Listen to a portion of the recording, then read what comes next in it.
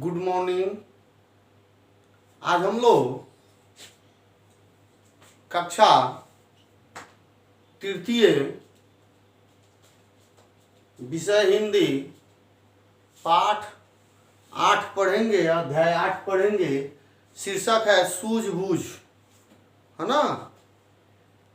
इस पाठ के माध्यम से लेखक यही बताया है कि यदि हमको अपनी सूझबूझ से, समझदारी से अगर किसी कार्य को करते हैं तो उसका परिणाम जो है अच्छा होगा। अगर हम कोई कार्य को करते हैं अपने बुद्धि विवेक से, अपनी सूझबूझ से करते हैं तो काम जो है अच्छा होगा, है ना।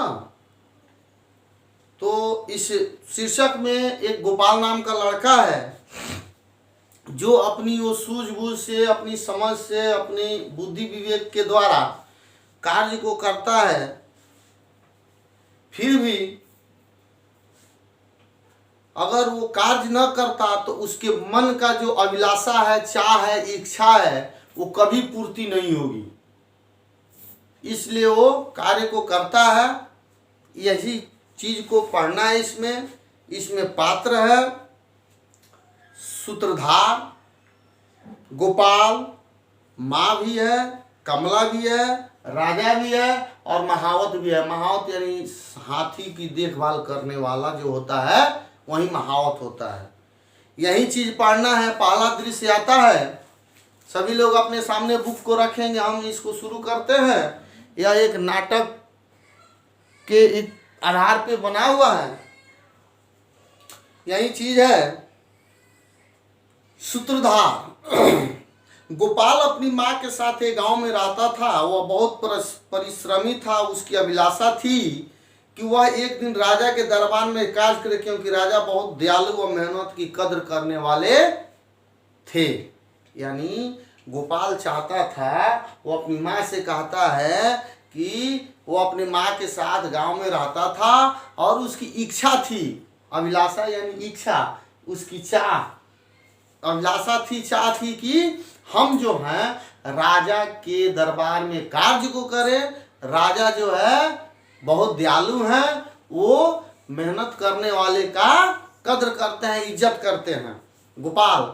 गोपाल बोलता है, माँ मुझे राजा से मिलने जाना चाहिए, वे मुझे नौकरी पर रख ले तो हमारे दिन फिर जाएंगे। गोपाल कहता है अपनी माँ से कि माँ अगर राजा साहब हमको अपने यहाँ नौकरी पर रख ले तो हमारा जो बुरा दिन है वो अच्छा हो जाएगा, हमारा दिन जो है खराब जो चल रहा है वो अच्छा हो जाएगा। ठीक उसी के बाद से माँ कहती है, हाँ तुम मेहनती हो, तुम परिश्रमी हो, तुम बहुत मेहनत करते हो, इसलिए राजा जो है तुम्हारा कद्र करेंगे, है ना। लेकिन राजा साहब का तो महल जो है बहुत दूर है, राजा साहब का घर जो है बहुत दूर है। तो उस पर गोपाल कहता है ना, गोपाल कहता है कि मैं कठिन से कठिन रास्ता पार कर लूंगा। माने कितना हूं कठिनाई आ जाए मैं रास्ता को पार कर लूंगा। माँ रास्ते में लोगों के काम करते जाऊंगा, है ना। मैं लोगों का काम भी करते हुए चला जाऊंगा। यह पहला दृश्य खत्म होता है। दूसरा दृश्य आता है, सूत्रधार आता है। चलते चलते गोपाल राजधानी पहुंचता है और पहुंचने के बाद से वह बहुत थक जाता है, दूर जाता है। दूर जाने के बाद कोई भी जब चलता है तो क्या हो जाता है, थक जाता है। तो वो थक जाता है और थकने के बाद से उसको प्यास लगती है ना। तभी उसकी निगाह जो है, जब वो राजधानी पहुंचता है तो उसकी निगाह एक औरत पर पड़ती है। तो वो देखता है और जिसके सिर पर पानी का घड़ा था और उसका नाम था कमला। जो औरत पानी का घड़ा अपने माथे पे रख के जो जा रही थी, गोपाल ने जिस औरत को देखा उस औरत का नाम था कमला। गोपाल कहता है कमला से, अम्मा मुझे थोड़ा सा पानी पिला दीजिए, बड़ी प्यास लगी है। माँ थोड़ी सी मुझे आप पानी पिला दीजिए, मुझे बहुत जोरों की प्यास लगी है। कमला पानी पिलाते हुए कहती है, वो कमला जो है पानी पिलाती है और पिलाते हुए बोलती है, बेटा तुम कौन हो और कहाँ से आए हो? तुम कौन हो, कहाँ से आए हो? कमला पूछती है। किससे? गोपाल से। गोपाल कहता है कि अम्मा मैं बहुत दूर से आया हूँ, मैं बहुत दूर से आया हूँ और राजा के पास इस आशा से जा रहा हूँ कि वह मुझे नौकरी पर रख लेंगे। मैं बहुत दूर से आया हूँ चल करके और मैं राजा के पास इसलिए जा रहा हूँ, इस आशा लेकर के जा रहा हूँ, है ना, उम्मीद लेकर के जा रहा हूँ कि राजा जो है हमको अपने यहाँ नौकरी पे रख लेंगे। कमला कहती है तुम मेरे साथ चलो, मेरे पति राजा के हाथियों की देखभाल करते हैं, तुम्हें राजा के यहाँ नौकरी अवश्य दिलवा देंगे। कमला कहती है कि तुम जो है बेटे तुम मेरे साथ चलो, मेरे पति जो हैं वो हमारे वो महावत हैं, वो हाथियों की देखभाल करते हैं राजा साहब के यहाँ, वो जरूर तुम्हारा नौकरी लगवा देंगे। दूसरा दृश्य समाप्त होता है, तीसरा दृश्य जो है शुरू होता है। तीसरा दृश्य में वो कहाँ चला जाता है तो महावत लेकर के राजा के पास जाता है। सूत्रधार गोपाल को और क्या चाहिए था, वह कमला के साथ उसके घर चला गया। दूसरे दिन महावत के साथ राजा के महल में गया। जब वो राजा के महल में गया तो वहाँ बहुत से हाथी थे। गोपाल भी महावत के साथ हाथियों की देखभाल करने का काम करने लगा, देखने लगा उसके साथ। एक दिन गोपाल हाथियों को खाना खिला रहा था, तभी वहाँ राजा आ पहुँचे। देखिए महावत जो कमला का पति था वो गोपाल को लेके गया और वो राजा के महल में ले जाकर के, बहुत सारे हाथी था और वो हाथियों का देखभाल करने लगा। अचानक एक दिन भोजन दे रहा था, तभी राजा वहां पहुंचे। गोपाल उनको प्रणाम करता है, कहता है प्रणाम महाराज। राजा पूछते हैं किससे? महावत से, यानी कमला के पति से, ये लड़का कौन है? महावत बोलता है महाराज यह गोपाल है, पहले किसी दूर के गांव में रहता था, इसने आपकी प्रशंसा सुनी थी इसलिए यहाँ चला आया। पहले गांव के दूर में बहुत दूर रहता था, बहुत आपकी प्रशंसा सुनी है, उसी प्रशंसा को सुनते हुए यह जो है यहाँ आ गया है। ठीक है। राजा कहते हैं कि देखने में तो यह चुस्त और मेहनती लड़का मालूम पड़ता है, देखने में तो यह चुस्त और मेहनती है ना। सूत्रधार गोपाल राजा के मुंह से अपनी तारीफ सुनकर बड़ा प्रसन्न हुआ, बहुत प्रसन्न होता है। फिर गोपाल अपने आप से मुझे राजा को कुछ भेंट करना चाहिए, राजा साहब को मुझे कुछ देना चाहिए, है ना। वो सोचता है, उसकी जेब में 1 रुपया था, गोपाल के जेब में 1 रुपया था मात्र, वह रुपया निकाल कर राजा के सामने रख दिया। गोपाल महाराज मेरी यह तुच्छ भेंट स्वीकार कीजिए, छोटी सी भेंट जो है आप स्वीकार कीजिए, है ना, यह छोटी सी है, इसको भेंट कीजिए। राजा रुपये को वापस करते हुए इस रुपये को मेरी तरफ से तुम अपने पास रख लो। अब राजा साहब उसको वापस करते हैं, गोपाल को देते हैं और कहते हैं कि ये आप मेरी तरफ से रख लो, इसका सही उपयोग करोगे तो मुझे बड़ी खुशी होगी। तीसरा दृश्य समाप्त होता है।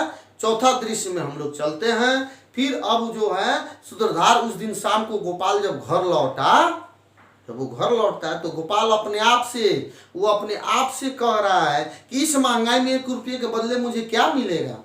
ये महंगाई का जमाना है, ये 1 रुपया है, इस 1 रुपया में मुझे क्या मिलेगा, है ना। लेकिन मुझे इसको समझदारी से खर्च करना चाहिए, इसको सोच समझ के खर्च करना चाहिए, अनावश्यक ऐसे खर्च नहीं करना चाहिए। ध्यान दीजिएगा आप लोग, यहाँ ध्यान देने वाली बात है कि 1 रुपया है, 1 रुपया से क्या होगा। लेकिन फिर भी वो समझदारी, गोपाल जो अब समझदारी दिमाग लगा रहा है, कहता है कि समझदारी से इसको खर्च करना चाहिए। सूत्रधार कई दिनों तक गोपाल तय नहीं कर पाए कि वह रुपये से क्या खरीदे, नहीं तय कर पाया, है ना, कि क्या इससे खरीदे। तभी एक दिन उसकी निगाह एक बुढ़िया पर पड़ी, एक बुढ़िया पर निगाह पड़ी, नजर पड़ी, देखा कि वो बुढ़िया फल और सब्जी बेच रही है और उसके पास तरह तरह के बीजों से भरी थैलियाँ और टोकरियाँ पड़ी थी। एक टोकरी में गाजर के बीज पड़े थे, एक टोकरी था, बहुत सारे वो फल सब्जी लेके बैठी थी, बहुत सारे बीज बेच रही थी सब्जी का। उसमें से एक थैली था, एक टोकरी था जिसमें गाजर का बीज था। गोपाल बूढ़ी औरत के पास जाता है और कहता है कि अम्मा मुझे 1 रुपये के गाजर के बीज दे दो, मेरे पास 1 रुपया है और आप 1 रुपये का बीज का जो है मुझे दे दो।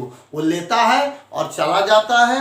चौथा दृश्य समाप्त होता है। पांचवा दृश्य में हम लोग चलते हैं अब कहाँ? गोपाल जो गाजर खरीद के ले गया है बीज। बुढ़िया ने गाजर के बीजों की एक थैली गोपाल को दे दी। गोपाल महावत के घर में उसने बीज बोने के लिए जमीन तैयार की और उसमें बीज बो दिए। महावत जो हाथी वाले यानी कमले के यहाँ वो था, है ना। कुछ दिन के बाद जो है वह उसका सिंचाई किया, गुड़ाई किया, मेहनत किया, परिश्रम किया। कुछ दिन के बाद जब समय बीता तो गाजर खाने लायक हो गई। तो उसने थोड़ी सी लाल लाल गाजरें बांस की छोटी सी टोकरी में सजाकर रखी और राजा के पास ले गया। राजा लाल लाल गाजरों को देखकर बड़ा प्रसन्न हुआ, बहुत खुश हुए। राजा गोपाल से पूछते हैं, तुम्हारे पास इतनी अच्छी और ताजी गाजरें कहाँ से आई? तुम ये जो गाजर लाए हो कहाँ से लाए हो?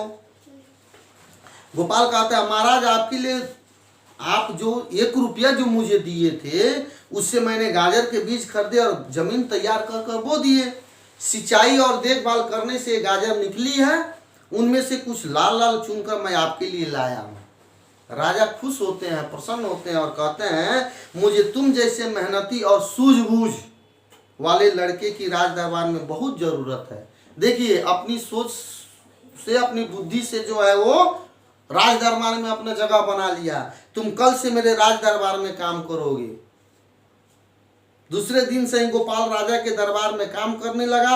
वह मेहनत से काम करता और हमेशा खुश रहता। दिनों दिन उस पर राजा का विश्वास बढ़ता गया और जब वह बड़ा हुआ तो राजा ने उसे अपना खास दरबारी बना लिया। देखिए 1 रुपया से कुछ नहीं होने वाला था, लेकिन उसने दिमाग लगाया कि मैं 1 रुपया से क्या करूं। 1 रुपया से वो गाजर खरीदा और अपनी बुद्धि लगाया और वो क्या बन गया? बहुत बड़ा राज दरबारी बन गया, है ना, राजा का। इसलिए कहा गया है कि कोई भी काम सूझबूझ के साथ करना चाहिए। आप लोग भी सूझबूझ से काम कीजिए। कोई भी काम कीजिए सूझबूझ से कीजिए, सोच समझ कर कीजिए, तब जीवन में हम जो है सफल होंगे, जीवन में आगे बढ़ेंगे।